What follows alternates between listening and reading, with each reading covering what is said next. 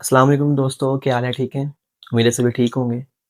अच्छा यार, आज से हम अपना स्टार्ट करने जा रहे हैं 10th क्लास की न्यू फिज़िक्स बुक जो 2026 के अंदर आएगी। उसको हम स्टार्ट करने जा रहे हैं और इंशाल्लाह अब से रेगुलर वीडियोज़ ही आएँगी, ठीक है? और पिछला 1 मंथ जो है ना मैं काफ़ी बिज़ी था जिस वजह से वीडियोज़ नहीं बन सकी। तो इंशाल्लाह अब से जो है ना वो रेगुलर वीडियोज़ ही आया करेंगी। खैर हम स्टार्ट करते हैं 10th क्लास की अपनी न्यू फिज़िक्स बुक। बिस्मिल्लाहिर्रहमानिर्रहीम। अच्छा भई फर्स्ट चैप्टर जो है हमारा वो है थर्मल फिज़िक्स। आप याद करें 9th क्लास के अंदर लास्ट चैप्टर में हमने कुछ ब्रांचेस पढ़ी थी फिजिक्स की जिसमें लाइट थी, मैकेनिक्स थी, लाइट का दूसरा नाम ऑप्टिक्स था, ठीक है? मैकेनिक्स थी, साउंड थी, हीट थी, क्वांटम मैकेनिक्स थी, ठीक है? एस्ट्रोफिजिक्स थी। ये सारी की सारी हमने ब्रांचेस वहाँ पे पढ़ी हुई थी।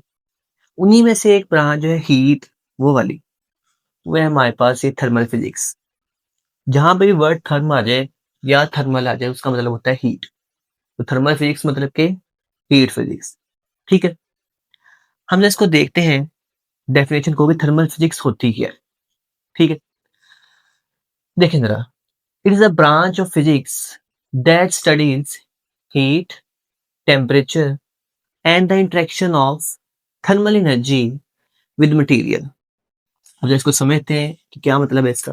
मैंने आपको अभी बताया थर्म जहां वर्ड आ जाए उसका मतलब क्या होता है, हीट। मतलब कि हमने इस पूरे चैप्टर में क्या पढ़ना है, हीट को पढ़ना है, टेम्परेचर को पढ़ना है और इस हीट एनर्जी का मटेरियल के ऊपर क्या इफेक्ट होता है हमने वो पढ़ना है। जैसे आप लोग देखें, फॉर एग्जांपल हमारे पास एक स्पून है, स्टील का स्पून है, चम्मच है। हमने एक एंड से इसको अपने हाथ में पकड़ा हुआ है और इस एंड के ऊपर मैं क्या करता हूँ, आग जला देता हूँ। जैसे ही आग जलाता हूँ क्या होता है, थोड़ी देर बाद, हालांकि आग तो इस पॉइंट के ऊपर चल रही है, लेकिन थोड़ी देर बाद ये पॉइंट जो होता है जहां आपसे हमने पकड़ा होता है वो भी गर्म हो जाता है। क्यों हो जाता है ये हम थर्मल फिजिक्स के अंदर पढ़ेंगे। इसके अलावा अगर आप लोग कोई और एग्जांपल लेना चाहें तो आप लोग देखें, रेलवे ट्रैक्स जो होते हैं उनमें हर थोड़े वक्फे के बाद एक छोटा सा गैप छोड़ा होता है उन्होंने। वो क्यों छोड़ा होता है वो भी हम इसमें डिस्कस करेंगे। तो ऐसी बहुत सारी डेली लाइफ की एग्जांपल्स चीजें हम जो है थर्मल फिजिक्स के अंदर स्टडी करेंगे। हमें गर्मी क्यों लगती है, हमें सर्दी क्यों लगती है, ये भी क्या करेंगे हम इसके अंदर स्टडी करेंगे। तो सबसे पहले देखते हैं कि ये दो वर्ड जो मैंने लिखे हैं हीट और टेम्परेचर, इनका मतलब क्या होता है। ठीक, देखिए जरा, सबसे पहले मैं बात करता हूँ टेम्परेचर। टेम्परेचर मेरे पास क्या होता है, मैं सिंपल अल्फाज में लिखूं तो होता है डिग्री ऑफ हॉटनेस या फिर coldness. Temperature is the degree of hotness और कोल्डनेस ऑफ एनी ऑब्जेक्ट। मतलब कहने का क्या है, कोई ऑब्जेक्ट कितना गर्म है या कितना ज्यादा है ये हमें पता चलता है उसके टेम्परेचर से। जो ऑब्जेक्ट गर्म होगा उसका टेम्परेचर ज्यादा होगा, उसको हम कहेंगे ये हॉट ऑब्जेक्ट है। जिस ऑब्जेक्ट का टेम्परेचर कम होगा हम कहेंगे ये कौन सा है, कोल्ड ऑब्जेक्ट है, ठीक है? हीट क्या है, हमें पता है कि हीट जो है, मैं यहाँ पे लिख रहा हूँ, एक एनर्जी की फॉर्म है। हीट क्या है, एक एनर्जी है जो ट्रेवल करती है। हमें पता है एनर्जीज जो है वो एक जगह से दूसरी जगह ट्रेवल करती हैं। अभी ट्रेवल कब करती है, क्वेश्चन ये है। ये ट्रेवल करती है when there is a temperature difference between two points. जब दो पॉइंट्स के दरमियान, दो ऑब्जेक्ट्स के दरमियान या दो जगहों के दरमियान टेम्परेचर का डिफरेंस होगा तो हीट एनर्जी वहां पे ट्रेवल करेगी। फॉर एग्जाम्पल जैसे अभी हमने बात की थी स्पून वाली, अब देखें स्पून अभी रूम टेम्परेचर के ऊपर है। रूम टेम्परेचर कितना होगा, 25 ऑलमोस्ट होता है, 25 डिग्री सेल्सियस। तो ये रूम टेम्परेचर के ऊपर है। जैसे ही मैंने यहाँ पे आग जलाई तो क्या हुआ, इस पॉइंट के ऊपर टेम्परेचर बढ़ना शुरू हो गया। मैंने अभी बताया टेम्परेचर क्या चीज है, कोई ऑब्जेक्ट कितना गर्म है कितना ठंडा है। तो ऑब्जेक्ट भी हो सकता है, ऑब्जेक्ट का कोई एक हिस्सा भी हो सकता है, कोई एक पार्ट हो सकता है, ठीक। तो ये पार्ट क्या है, इसका टेम्परेचर बढ़ना शुरू हो गया, हीट अप होना शुरू हो गया। अब यहाँ पे हीट एनर्जी ज्यादा हो गई है, जहां से मैंने पकड़ा हुआ था वहां पे हीट एनर्जी कम है। तो क्या होता है, हीट एनर्जी यहाँ से ट्रेवल करना शुरू करते हैं और इस तरफ ट्रेवल करना शुरू कर देती है, यहाँ तक आ जाती है। जैसे ही यहाँ पे आना शुरू होती है, यहाँ से भी गर्म होना शुरू हो जाता है। हमें फील होता है थोड़ी देर बाद कि भाई यहाँ से भी जो स्पून है वो गर्म होना स्टार्ट हो गया। क्यों हो गया? क्योंकि हीट एनर्जी यहाँ से यहाँ पे ट्रेवल की है। नीचे आग जलाई, टेम्परेचर बढ़ा, हीट एनर्जी यहाँ पे बढ़ी, यहाँ पे कम थी, तो यहाँ से इस तरफ ट्रेवल करना स्टार्ट हो गई। ठीक है, तो मैंने क्या लिखा? टेम्परेचर क्या है? कोई ऑब्जेक्ट कितना गर्म है या कितना ठंडा है। और हीट क्या है? ये वो एनर्जी है जो ट्रेवल करती है। कब करती है? जब दो पॉइंट्स या दो ऑब्जेक्ट्स के दरमियान टेम्परेचर का डिफरेंस होता है। ठीक है, अच्छा भाई, अब हम स्टडी करते हैं अपने फर्स्ट टॉपिक को, जो कि है थर्मल एक्सपेंशन। अब थर्मल एक्सपेंशन क्या चीज है? इसी के ऑपोजिट एक चीज होती है थर्मल कंट्रैक्शन, वो भी हम पढ़ेंगे। तो ये लॉन्ग क्वेश्चन है पूरा। ठीक है, वहां से स्टार्ट हो जाएगा और यहाँ तक आगे खत्म होगा, बल्कि इससे भी आगे जाना हो तो चला जाएगा। ठीक, हम आगे देखते हैं थर्मल एक्सपेंशन क्या है। सबसे पहले ये देखते हैं थर्म का मतलब मैंने अभी क्या बताया। थर्म जहां भी वर्ड आ जाए उसका मतलब क्या होता है? हीट। और एक्सपेंशन का मतलब क्या होता है? इंक्रीज। एक्सपेंशन का मतलब क्या होता है? फैलना, इंक्रीज होना। ठीक है, मतलब ये कि हीट की वजह से, हीट एनर्जी की वजह से कोई ऑब्जेक्ट अगर वो एक्सपैंड करता है, उसकी लेंथ में या एरिया में या वॉल्यूम में इंक्रीज होता है, चेंज आता है। ठीक है, तो हम कहेंगे कि ये प्रोसेस क्या कहलाता है? थर्मल एक्सपेंशन कहलाता है। हमने करना क्या है इस प्रोजेक्ट में? या तो उस ऑब्जेक्ट को हीट देनी है या उसे हीट ले लेनी है। हीट देंगे तो क्या होगा? हीट एनर्जी प्रोवाइड करेंगे तो क्या होगा? टेम्परेचर बढ़ जाएगा। हीट एनर्जी ले लेंगे तो क्या होगा? वो ऑब्जेक्ट ठंडा हो जाएगा। ठीक है, अब देखिए मैं इसकी डेफिनेशन क्या लिखी है।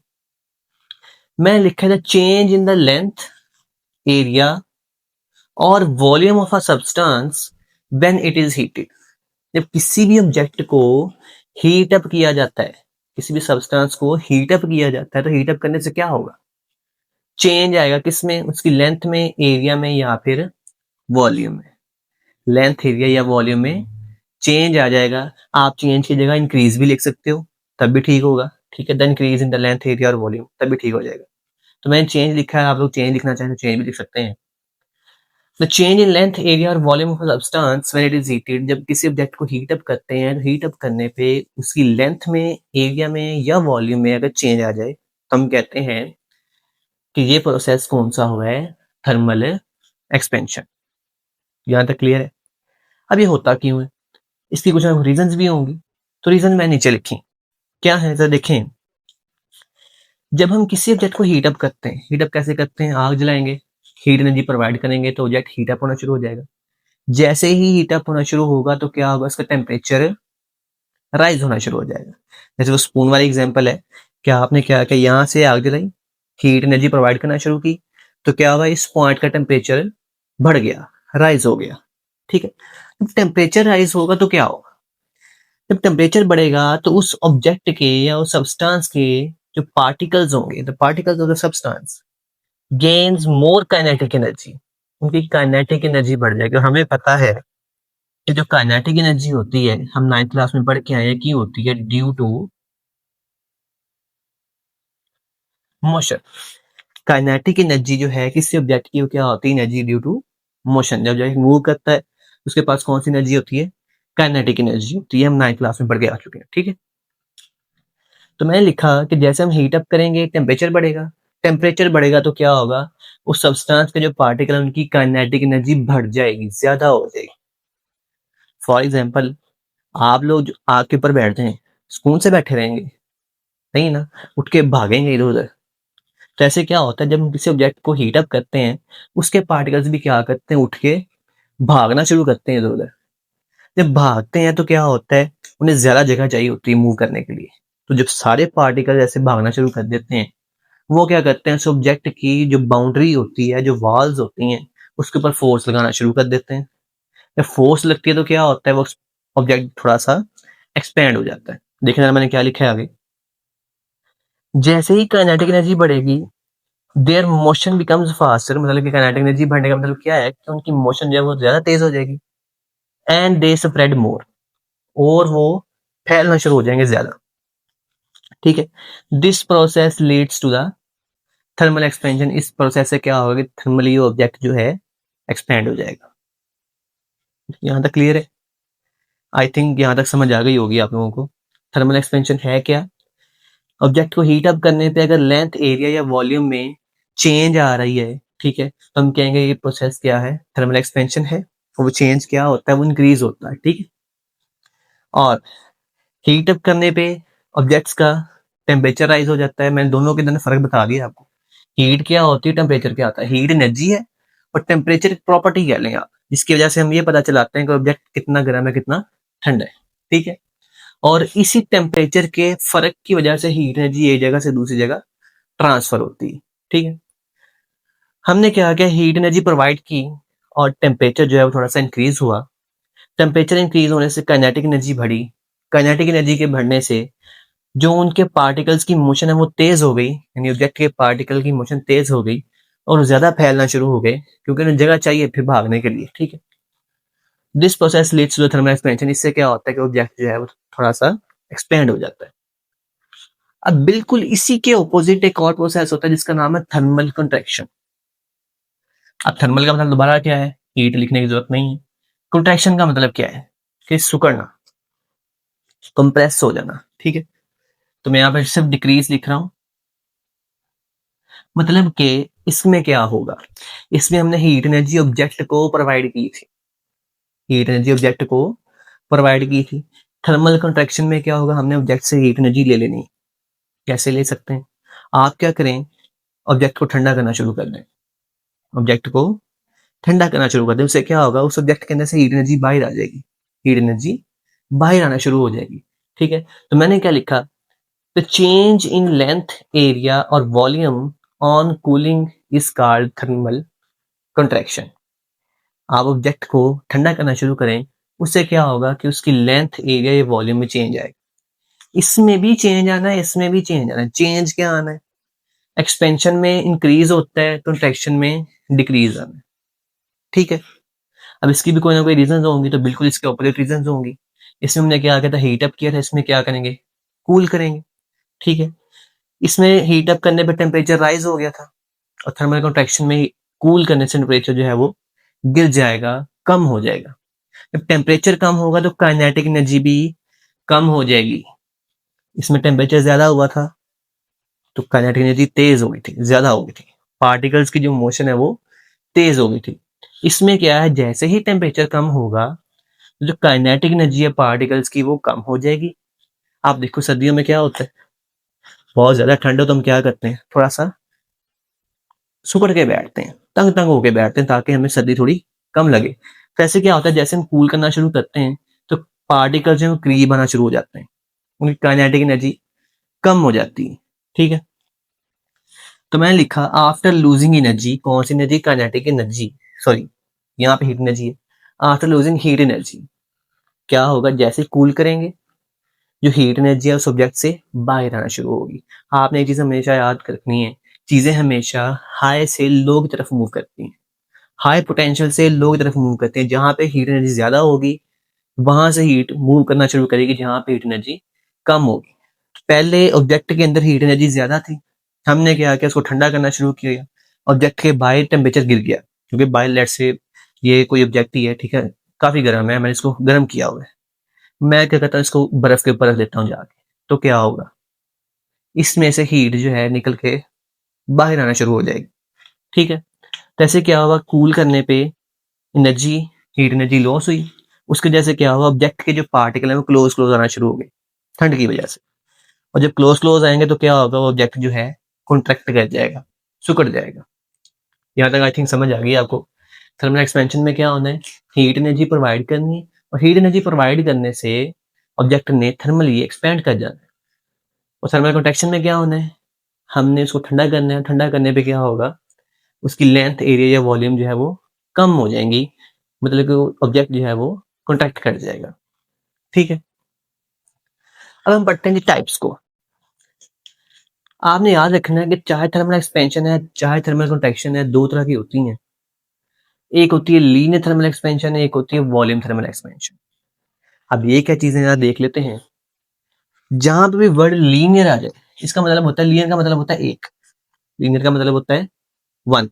मतलब कि अगर सिर्फ होना जो थर्मल एक्सपेंशन ही, कॉन्ट्रैक्शन की बात नहीं कर रहे, हमारे जो चैप्टर है उसमें सिर्फ थर्मल एक्सपेंशन है, थर्मल कॉन्ट्रैक्शन की सिर्फ डेफिनेशन लिखी हुई, मेन लॉन्ग क्वेश्चन जो है थर्मल एक्सपेंशन का, ठीक है।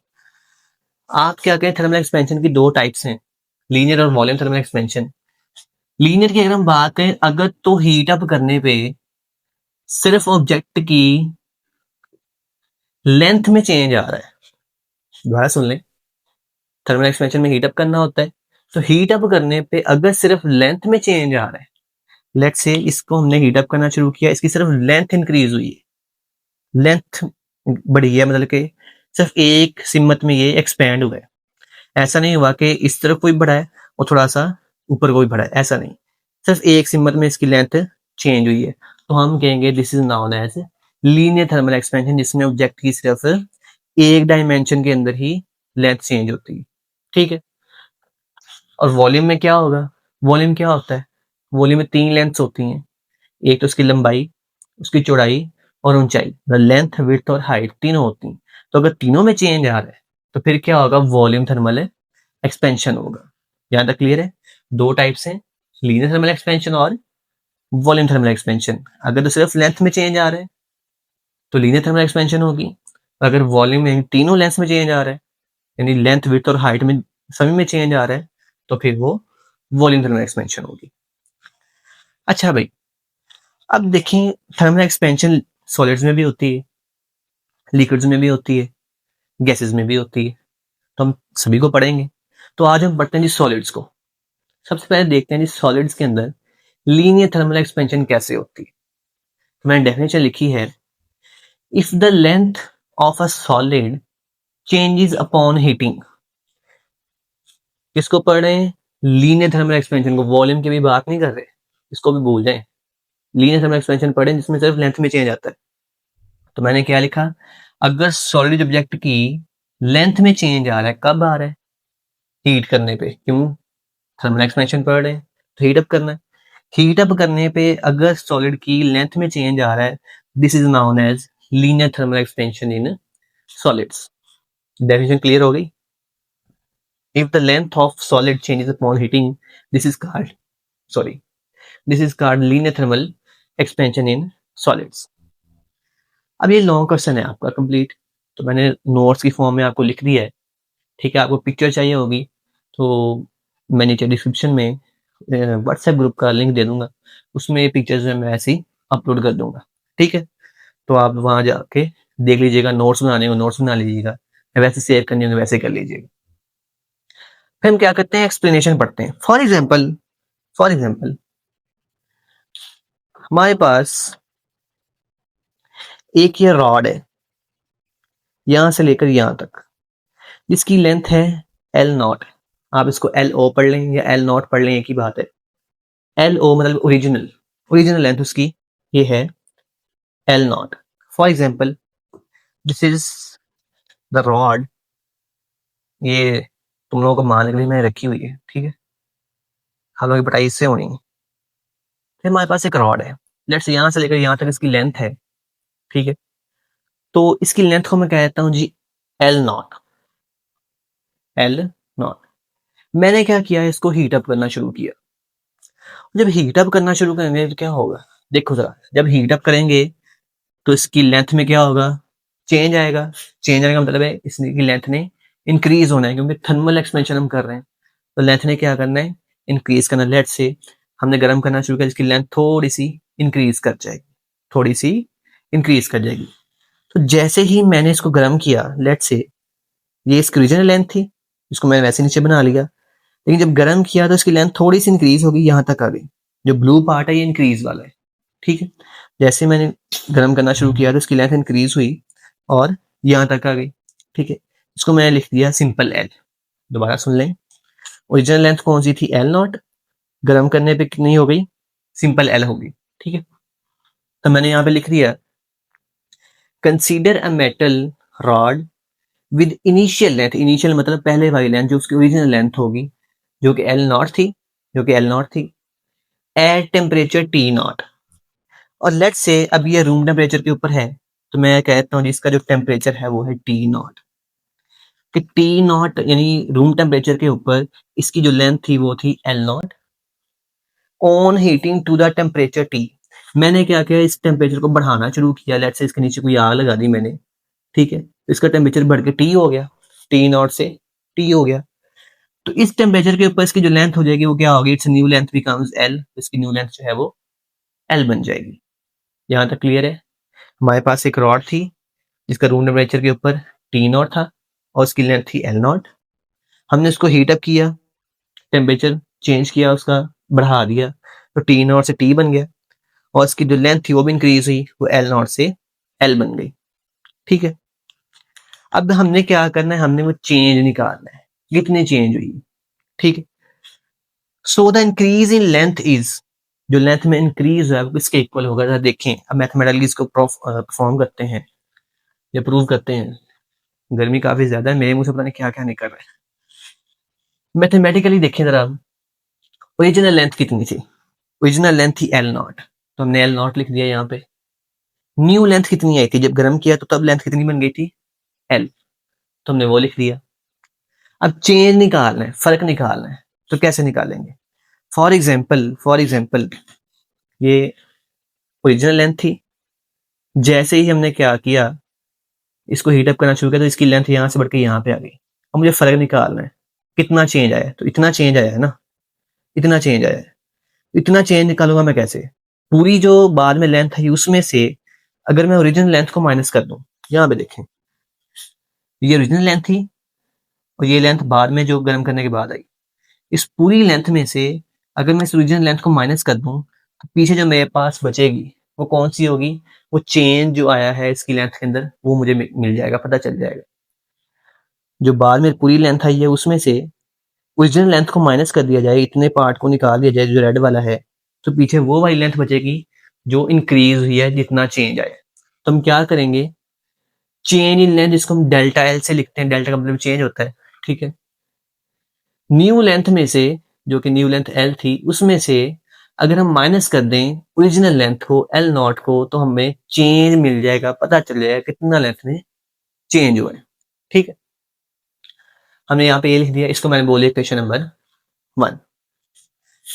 फिर मैंने कहा कि हमने टेम्परेचर को भी चेंज किया, ऑब्वियसली पहले वो रूम टेम्परेचर पे थी रॉड, बाद में टेम्परेचर बढ़ा दिया, तो फिर क्या हुआ, ऑब्वियसली टेम्परेचर भी चेंज हुआ।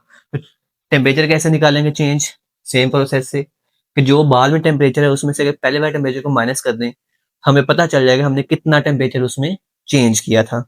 ठीक है, तो मैंने लिख दिया delta T is equal to T मतलब न्यू टेम्परेचर और टी नॉट मतलब ओरिजिनल टेम्परेचर जो पहले था रूम टेम्परेचर, तो दोनों को माइनस करेंगे तो चेंज इन टेम्परेचर निकल आएगा। इसको मैंने बोल दिया क्वेश्चन नंबर 2। अब जरा देखिए आगे मैंने क्या लिखा है, तो change in length delta L, ये वाला, of a solid is directly proportional to its original length and change in temperature जो कि था डेल्टा टी। इस पूरी लाइन का मतलब जरा सुनिएगा, जो इस ऑब्जेक्ट की लेंथ में चेंज आएगा, इंक्रीज आएगा, वो दो चीजों के ऊपर डिपेंड करता है। कौन कौन सी दो चीजें, एक तो है original length directly proportional to its original length L naught, मतलब कि इसकी पहले जितनी लेंथ थी, लेट्स से ये ऑब्जेक्ट है मेरे पास और दूसरा मेरे पास यही सेम रॉड है, ठीक है, दोनों में जमीन आसमान का फर्क है दोनों की लेंथ के अंदर। इसको मैं हीट अप करना शुरू करूंगा तो इसमें जाहिर बात थोड़ी कम इंक्रीज होगी, इसको हीट अप करना शुरू करूंगा तो इसमें इसके हिसाब से चेंज आएगा, थोड़ा ज्यादा चेंज आ जाएगा। तो जितनी ज्यादा ओरिजिनल लेंथ होगी उतना ही ज्यादा चेंज आएगा। इसके कहने का ये मतलब है, चेंज इन लेंथ जो है डायरेक्टली प्रोपोर्शनल है ओरिजिनल लेंथ के, जितनी ओरिजिनल लेंथ ज्यादा होगी उतना ही क्या होगा, चेंज ज्यादा आएगा।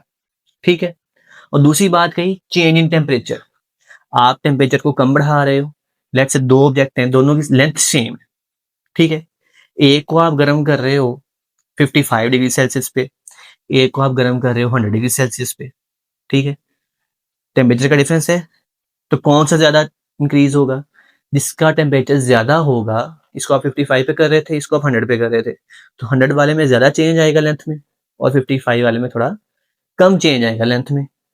तो ये मैंने लिखा है कि जो चेंज है वो 2 चीज़ों पे डिपेंड करता है। एक तो उस ऑब्जेक्ट की ओरिजिनल लेंथ कितनी थी, उसके ऊपर, जितनी ज़्यादा लेंथ होगी, उतना ही ज़्यादा चेंज आएगा। और हमने टेम्परेचर कितना चेंज किया है, जितना ज़्यादा टेम्परेचर चेंज करेंगे, जितना ज़्यादा टेम्परेचर बढ़ा देंगे, उतनी ही लेंथ में ज़्यादा चेंज आएगा। अच्छा, अब इसी लाइन को हम मैथमेटिकल फॉर्म में लिखते हैं। Change in length delta L, मैंने वैसे लिख दिया, इज डायरेक्टली प्रोपोर्शनल, तो ये डायरेक्टली प्रोपोर्शनल का साइन होता है, प्रोपोर्शनल का साइन होता है, वो लिख दिया, टू इट्स ओरिजिनल लेंथ, जो कि इसकी ओरिजिनल लेंथ एल नॉट, ये हमने लिखा हुआ है एल नॉट के डायरेक्टली प्रोपोर्शनल है।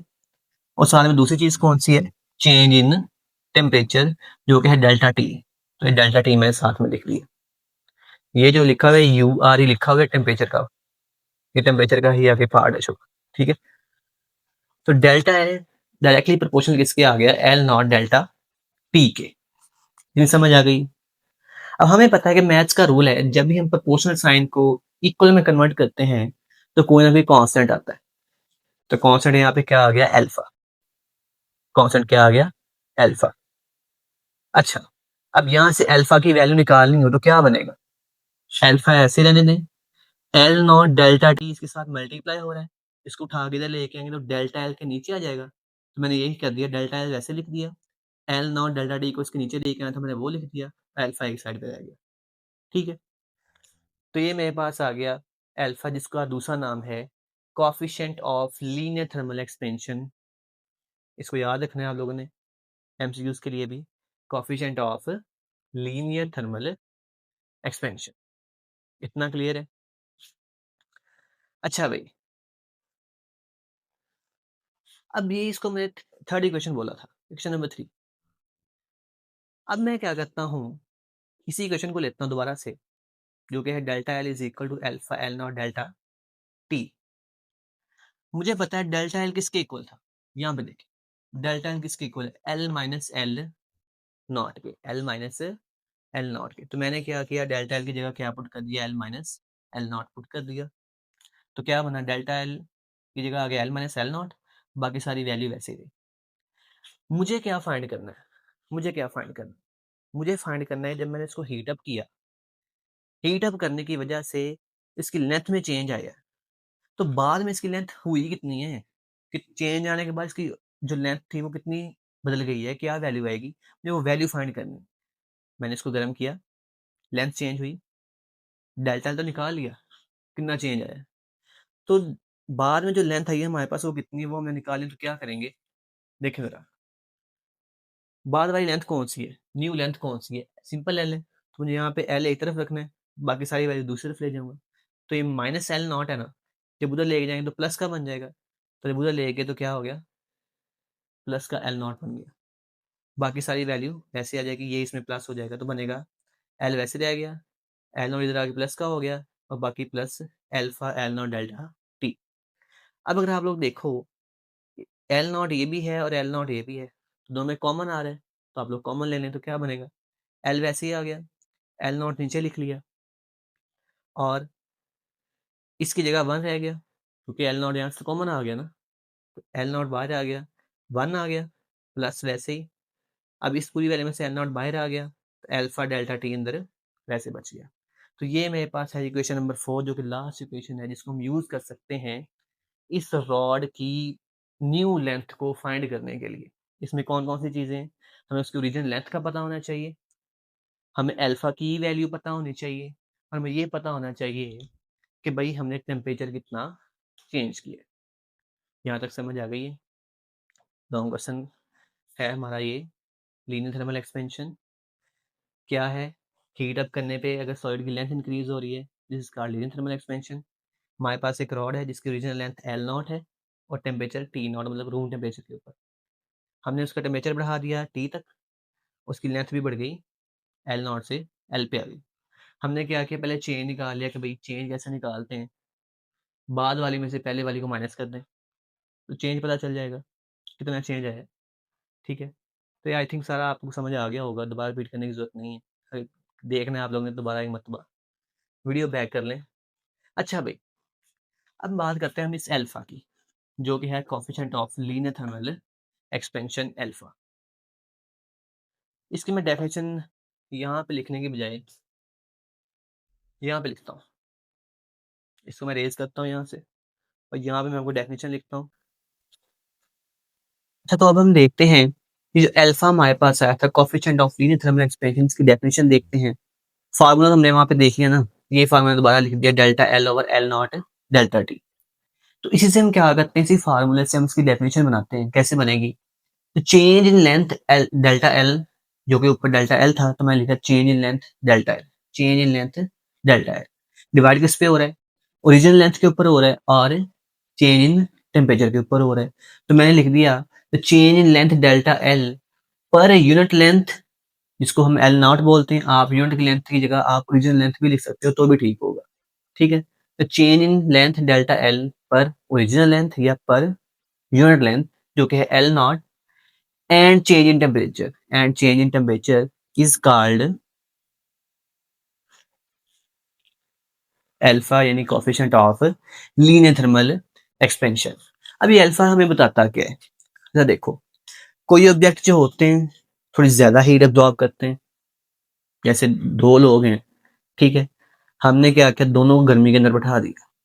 एक कहता है फौरन यार उठ के जल्दी करो यार गर्मी बहुत लग रही है, पंखे के नीचे जाते हैं, एसी के नीचे जाते हैं। दूसरा बंदा क्या है, कोई नहीं यार इतनी गर्मी भी नहीं है, थोड़ी देर और बैठ जाओ, क्यों, थोड़ा हीट होता है। ठीक है, तो ऐसे हर मटेरियल जो होता है उसकी अल्फा की वैल्यू चेंज होती है। जिसकी अल्फा की वैल्यू ज्यादा होती है, हाई होती है, ठीक है, वो मटेरियल जल्दी से जल्दी क्या करता है, अपने आप को हीट अप कर लेता है। मतलब अल्फा क्या कह रहा है, जिसकी अल्फा की वैल्यू ज्यादा होगी वो मटेरियल उतना ही ज्यादा गर्मी को फील करेगा, अब्जॉर्ब करेगा। जिसकी अल्फा की वैल्यू जितनी कम होगी वो मटेरियल क्या करेगा, उतना ही ढीठ होकर बैठा रहेगा। अब फील करने से मुराद क्या है, यहाँ पे जरा देखिए, जिसकी वैल्यू अल्फा की ज्यादा होगी उसके अंदर चेंज उतना ही जल्दी आएगा, जिसकी अल्फा की वैल्यू कम होगी उसके अंदर चेंज उतना ही कम आएगा या देर से आएगा। ठीक है, तो अल्फा की वैल्यू हमें ये चीज बताती है। अच्छा, अब हम देखते हैं जी इसका यूनिट, कि अल्फा का यूनिट क्या होता है। तो ये जरा देख लेते हैं, अल्फा का यूनिट हमने देखना है। तो ये formula delta L is equal to, sorry, delta L over L naught delta T. अब जरा देखें, ऊपर क्या है, लेंथ है, delta L in change in length है, तो लेंथ का यूनिट क्या होता है, मीटर, डिवाइड बाय, नीचे क्या है, दोबारा एल नॉट है, मतलब लेंथ है, दोबारा मीटर आ गया, और फिर क्या है साथ में, टेम्परेचर है, और टेम्परेचर का यूनिट क्या होता है, केल्विन, तो केल्विन आ गया। मीटर से मीटर क्या होगा, कैंसिल होगा, जब केल्विन ऊपर जाएगा तो क्या बनेगा, के माइनस वन। यानी कि अल्फा का जो यूनिट होता है वो होता है पर केल्विन। क्या यूनिट होता है, पर केल्विन। तो आई थिंक सो ये लॉन्ग क्वेश्चन आपको समझ में आ गया होगा। यानी थर्मल एक्सपेंशन की डेफिनेशन शुरू किया, उसकी रीजंस बताई, ठीक है, उसकी टाइप्स बताई हमने, और आज हमने सॉलिड्स के अंदर सिर्फ और सिर्फ लीनियर थर्मल एक्सपेंशन को पढ़ा है। नेक्स्ट लेक्चर में हम पढ़ेंगे volume thermal expansion in solids, फिर ऐसे लिक्विड्स के अंदर पढ़ेंगे दोनों को, ऐसे गैसेस के अंदर पढ़ेंगे। ठीक है, तो आज हमने पढ़ा है linear thermal expansion in solids, उसकी हमने डेफिनेशन लिखी, एक्सप्लेनेशन लिखी, डायग्राम बनाई, और साथ मैथमेटिकली प्रूव किया, और लास्ट पे जो हमारे पास coefficient of linear thermal expansion alpha था उसको हमने डेफिनेशन भी देख ली, फॉर्मूला भी देख लिया, और यूनिट भी देख लिया। आई होप सो समझ आ गया होगा। ठीक है, और ऑब्वियसली यार अभी चैनल मैंने स्टार्ट किए, अभी अभी नए नए यूट्यूब के ऊपर आए हैं, तो काफ़ी चीज़ें इंप्रूव करने वाली हैं। ठीक है, तो आप लोग मुझे बता सकते हैं कि सर जी ये चीज़ इंप्रूव कर लें, या वॉइस का मसला है, या कोई भी ऐसा इशू है, तो आप लोग मुझे बता सकते हैं, क्योंकि हम भी स्टूडेंट ही हैं, हम भी सीखते हैं यार। आप लोगों ने जो बताना है मैंने उससे सीखना है।